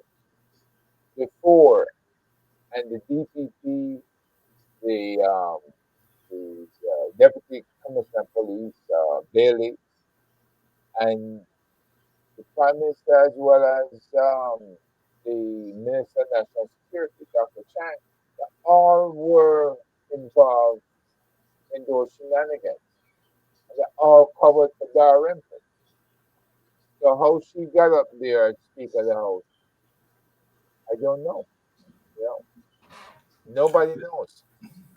But I don't believe this kind of shenanigans now exposed to the PNP is going to happen on the PNP's watch. But Mark didn't come out and say anything specific as to how they're going to fight the good fight against crime, and now they're going to make the people of Jamaica more secure in their homes. He never said that, which is what he needed to expand on when it came to security. You know, but he has a plan. It might focus on getting a commissioner of police who has the skill set to build and to mold the JCF into a more efficient organization, right? To build and mold a uh, prison system under wardens that can also create rehabilitation for our youngsters that are there, and to get the people suffering from mental health issues out of the prison. But there's well over 150 people, they said, that was in the system that shouldn't be there, right? They've never been found guilty by any court and sentenced to prison, so they should never be in prison. So we have a lot of things that need correcting right now, including getting rid of the king and that upgrading the constitution that we have, right? So let's see where things are gonna go when the minister comes next week. But I'm telling you, these things are out there, and our people, their people are waiting to see what's gonna happen. Both the diaspora and the people of Jamaica. We all are waiting to see. But one of the thing I like about one positive thing I found in this speech by Goldie was this idea of the National Research Council. You talk about the National Research Council body that would focus on technology and its application to agriculture and manufacturing. And that line of reasoning is straight out of an article by Don Robotham in April of this year, where we talk about the growth model rather than the fiscal model, because this government committed itself to the fiscal model, paying down the GDP and all of that stuff. And Robotham is arguing that we need to shift from that and focus on technology driven sort of economy. And I like that he touched on it. How is that different from the Scientific Research Council? Well, That we I presently think the have? argument is that you have a number of entities doing this sort of work. You tech and all of those different.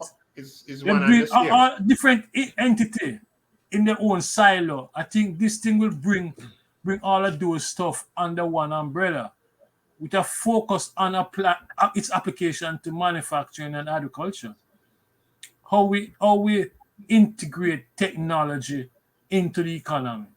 Because funny enough, I just read a survey where not many Jamaican businesses are thinking of earning a cent from overseas. They are just focusing on the local economy and what they can get from that. None of them using technology to market the product overseas. So this gap in the economy is a serious problem we face. Don Robotham, you should read that thing about the low. I saw that a couple weeks ago. It's a Yeah, article I about saw. about the growth economy. Yeah. Yeah, you should really read that article. Michael, Patrick, go ahead. you mentioned it in a text to me, but you never send me a link to the article. Yeah, well, I'll You do never that. put out a link. But that's what I wanted to ask you about. And then the other thing I wanted to ask is the Research Council, is it in existence or is something to come? It's something to come. I think what they're trying. Okay. The argument is because why I asked that is, when last asked the question, what about the Scientific Research Council? I know the Scientific Research Council has existed forever, right? Because with Ventura and all. Yeah. Right. But this National Research Council would have to mean like an expansion of the Scientific Research Council. I think so. I'm not sure. Yeah. You know, he did not elaborate, but the idea is what Robotham is arguing is that we have so many entities doing the same thing. In agriculture, you have a research site. I think a research site is over in Trelawney. Then you have UTech. You have the Bauxite Institute and all that. So the idea is to bring all of these entities under one umbrella. Yeah. And give it a focus. So, you know, which I think is a good idea. Let me just say one thing I wanted to say earlier on, right? In reference or in follow-up from what Will said earlier, in terms of the golden and wholeness and so on. One of the things we have to be very careful of, right, is when it comes on to the color issue, right? Because things are not straight black and white. Things are not as they seem, right? And when we get into a thing of looking at people in terms of color, right, we have to remember, right, that anytime you get on that, you're thinking about legacy. Yeah. Right? You're thinking about the legacy we carry. Yeah. But it means nothing beyond that. I go to school with regular white people. It wasn't a lot of them. They were the minority, right? Because just one and two of them. But they are no different. Them as much Jamaican as I was. Yeah, but Patrick, right? You and I know, but remember, the JLP start calling Mark Golden Massa Golden. Massa Mark. And that is a dog whistle. You know that. Well, that's wholeness for you, because that's one of the things I wanted to come on and say about wholeness, because our wholeness come across to me, funny enough, and all I've seen is just, I was not in Jamaica when in fact, wholeness a young boy, right?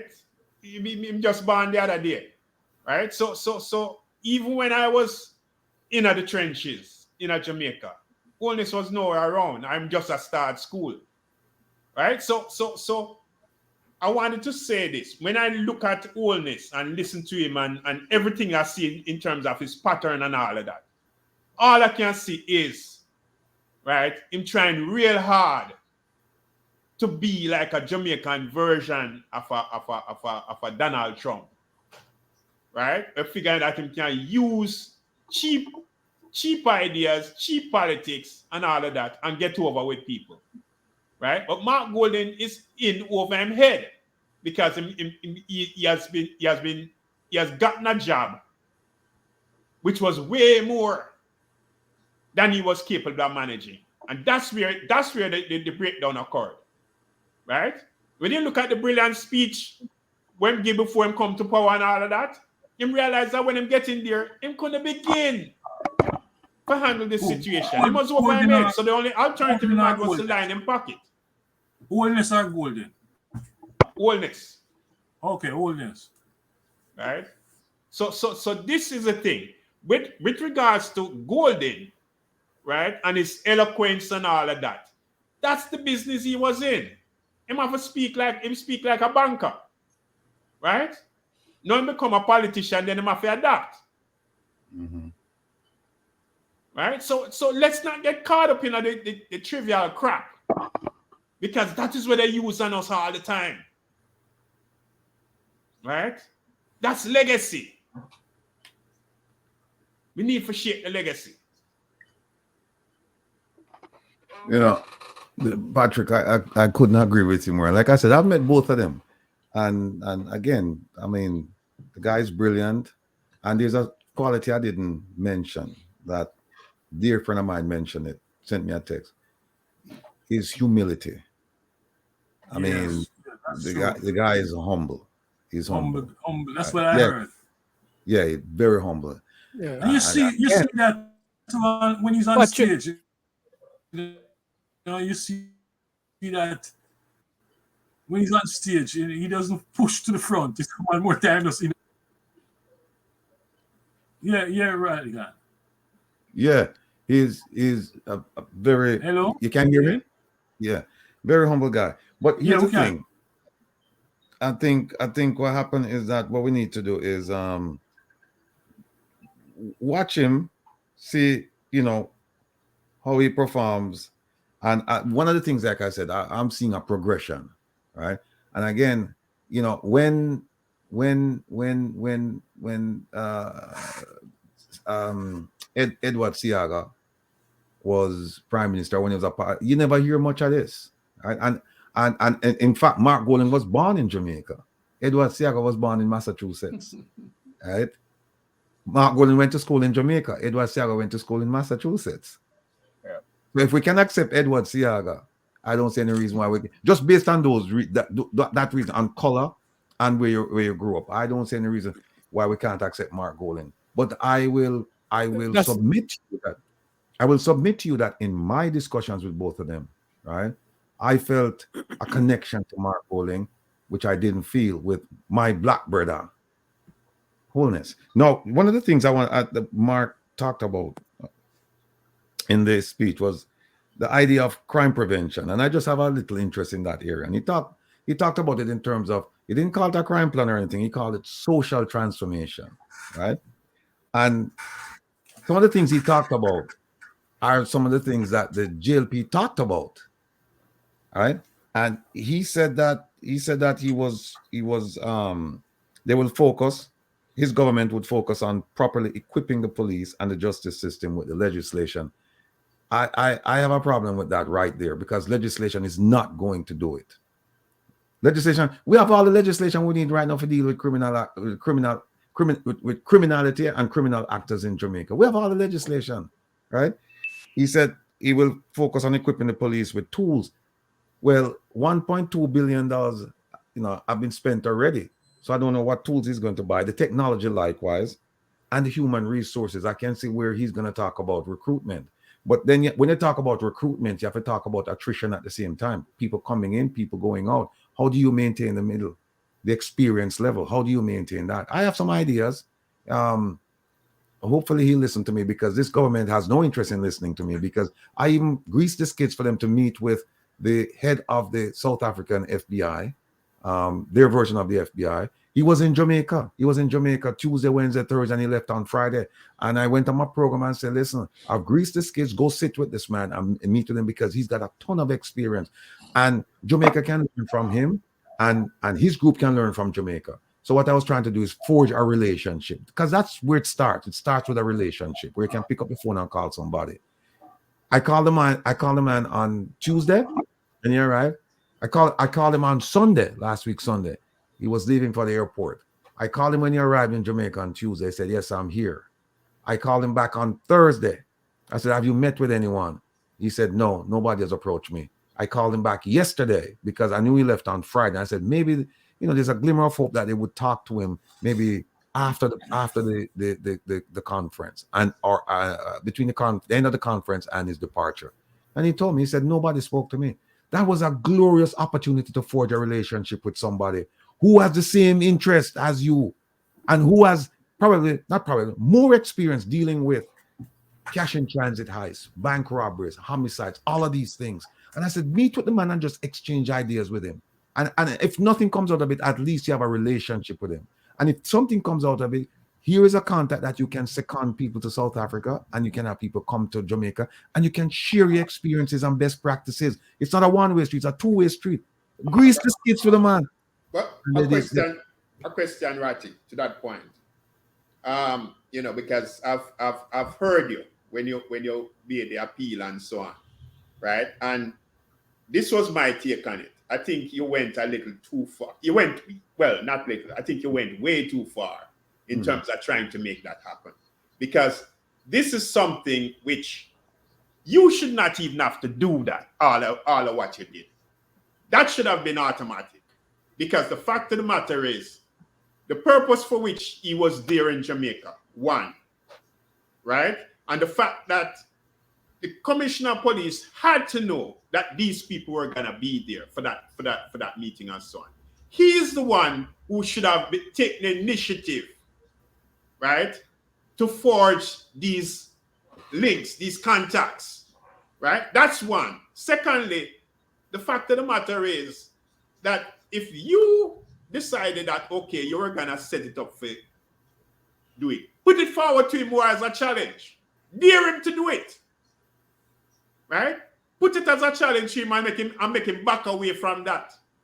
Right? Make him know that him is part of the problem, and that's why I'm gonna meet with you know, these officials coming down. Right?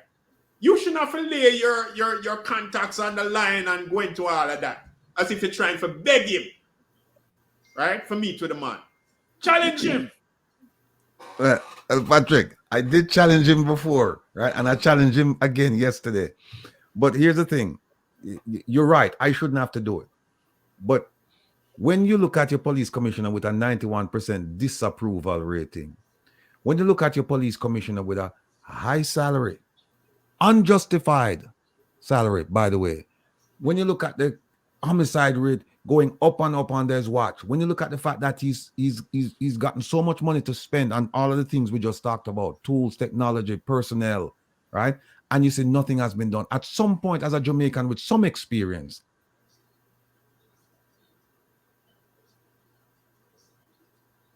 Wow. He's frozen. Yeah. When him touch on certain things. No, you see, what Will is saying is spot on, right? Yeah. The commissioner himself should know what the accomplishments are of those people coming to the island to attend that conference. And he should have an interest in getting with those who he can use certain benchmarks or best practices from. Now, but honestly, Herb, yeah, honestly, we assume our position is that these guys are crooks.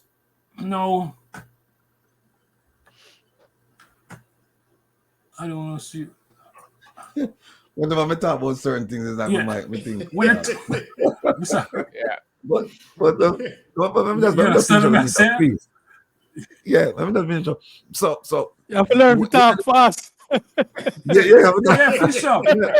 Yeah, when I said that, I said to myself, but you know, I have to really try and help, right? I'm talking of code. Yeah. Well, I said to myself, I have to try and help. And so that's what I did. And he didn't reach out to the man. No, so what you I miss tell out our whole section, Radical. You can't hear me? Yeah, man, we're hearing. No, go ahead. Yeah, Go ahead, yeah, man. Oh, Can't hear you. yeah, what I'm saying is that there is no what it proved to me last week, what it proved to me is that this police commissioner has no interest in dealing with crime the way it should be dealt with. One of the things I thought about is that maybe himself, no, if Rattigan know him, I don't want to talk to him. You know, if Rattigan tell me he must talk to him, I don't want to talk to him, which is cut off your nose to spite your face, right? Because at the end of the day, look him job. Yeah, and I don't want him job. I don't want him job. And but you can't convince him of that. Well, yeah, but the thing about it is that him not do the job. He's not doing the job. By all accounts, he's not doing the job. He's failing. You don't see him. You don't. Huh? Look at it this way.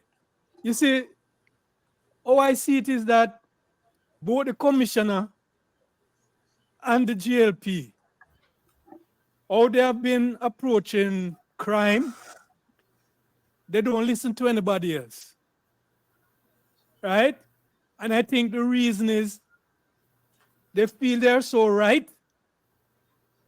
And if they listen to you, it is like an admission that what they're doing is not working.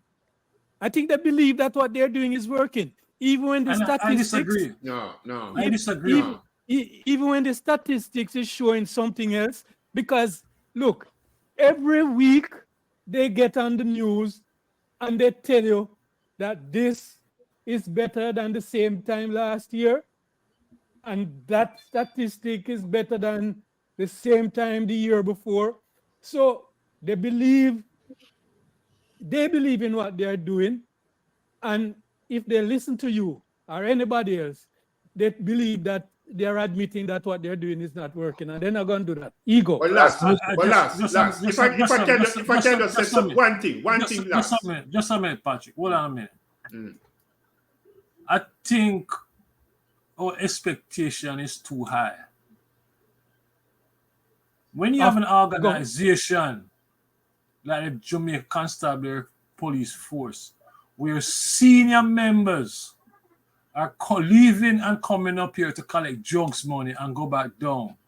Senior members in the organization involved in a whole heap of corrupt practices. Then you can't expect them, they're not going to do what Rattigan is asking them to do. These are corrupt individuals, and they're going to stay far. Yeah. You're spot on, Mark. Mikey, you're spot on. Believe it. They're going to stay far. Yeah. Someone like Rattigan represent a threat to them. But That's not only that. Where the shooting in Jamaica with that integrity thing. I'm just watching that, because there was a time in Jamaica, and this was really under the PNP government, where civil servants, people who ball out, they were threatened and what have you. These guys are crooks, and crooks not going to be any different. Rattigan represent poison to them. That's what Rattigan represent, and so his idea of him suggesting to the police that they should meet this man and whatever. I just see the reaction of man goes, oh, who the fuck is that boy? I won't think. Because these are crooks. Right. And they have taken over the state. And they will make themselves comfortable because they know there's a limit to how far they can go. Let me share something with the panel, right? And Herb heard this last night. I found out, and to last's point about statistics, I found out last night that the homicide rate is, well, not last night, last week. The homicide rate is actually higher than advertised or provided to us. Here's how it's a history in Jamaica where they manipulate statistics in here's one of the secrets about that statistic. There's something called a murder investigation. Yeah. Where where somebody is killed and somebody's killed and say, okay, we're still investigating it. That murder doesn't get put onto the homicide rolls. Does not. And so I was told that what you need to do is go back and ask for the murder investigations conducted since 2016 till now and find out how many of them have been resolved, how many of them are pending, how many of them started this year, how many of them still pending. And you're going to find out that it's a tremendous number. Also, the number of missing persons, right? In Jamaica, we were told yesterday by ISAT that a minimum of 7 years must elapse between the time the person is reported missing, and then you go to court, and then you get a declaration that the person is presumed dead. And so what I was asking people last night is that if you have family members missing for more than 7 years, you need to go to court and get them a declaration. Dead, yeah, and then they have to put that on the homicide thing. And so somebody told me, they said, listen, the missing persons and the murder investigation, they said between those two, the numbers way up. Absolutely, because that point, I'm glad you mentioned that, because it reminded me. I really need to talk to you coming out of that conversation yesterday with ISAT and something else, but I definitely have to talk to you. Okay, no problem. But here's the thing. Here's the key to what you just mentioned. There's a thing them called cold case. Right? It's like all of those things that would be cold case would not appear in the statistics. Right? So it's like after a while, as the level go down, the level of interest go down, it disappear. Right? from the main list. In fact, it doesn't get put on the main list to begin with, right? But you know, it's so key that you mentioned that, because to what you were saying last, right? It's not a matter that they so much believe in what they're doing. What happens is that they themselves are part of the problem. They commit criminal acts as well in doing their job. Of Right? course. They commit criminal acts and make it give the appearance as if them doing them job. Right? It's like Mikey said, right? When a police officer or senior police officer travel, right, for buy for collect money, right? Collect drug money or whatever, right? He's not doing that in his official capacity, but he's doing that because he's a senior police officer, right? And he's not expected to undergo certain checks, right? So it enable him to do that. Back in the day, used to have police officer come America, come buy a gun. All these things used to happen. So it's because they know they've always been part of the problem. The GLP are like that, right? So when you look at the police commissioner, you can't talk about the police commissioner without talking about all this as well, because they are like two peas in a pod.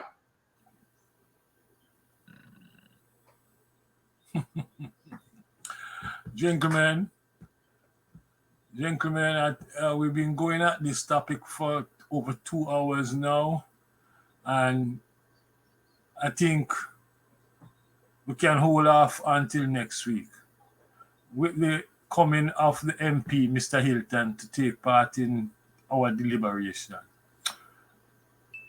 I think the consensus is that Mark's speech was good. It was a good speech, despite the weaknesses and what have you. Given the objective that he had to focus on, it was a good speech. I want to thank you, all my brothers, for taking part in another Sunday evening, giving up your Sunday to come sit and talk Jamaican politics. And to the listeners, I want to thank you also. I want to ask you to like, share this channel. Okay, Waterhouse Vibes, right? Because we don't get into the cuss and what have you. What we try around here is to provide a level playing field, lot of reasoning, and no cuss. All right? So on that note, brother man, Far and wide. much love and what good until next Sunday. All right. Thank you. Blessings. Yes, And cool. people in the audience, thank you.